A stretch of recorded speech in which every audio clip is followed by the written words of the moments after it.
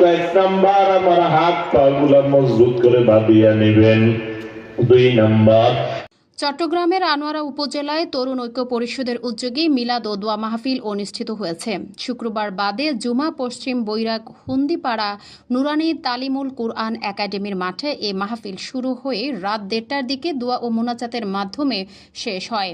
মাহফিলে প্রধান অতিথি ছিলেন কাফকো জামে মসজিদের ইমাম ও খতিব মুফতি আবুল হুসাইন। প্রধান বক্তা হিসেবে বয়ান করেন মুফতি হাফেজ নোমান নদভী, ঢাকা। বিভিন্ন বয়সী ধর্মপ্রাণ মুসল্লিরা এতে অংশ নেন।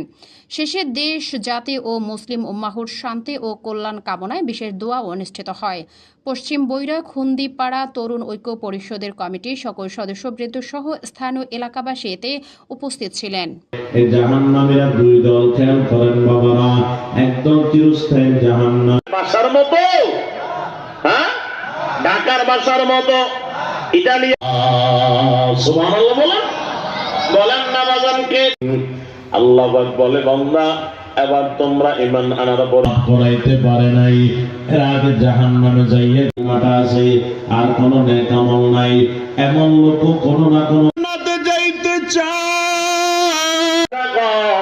ডাক দিয়ে আল্লাহ আমারে মনে স্পেশাল। আর মাকে বলে দিন ধৈর্য হারা যেন না হয়।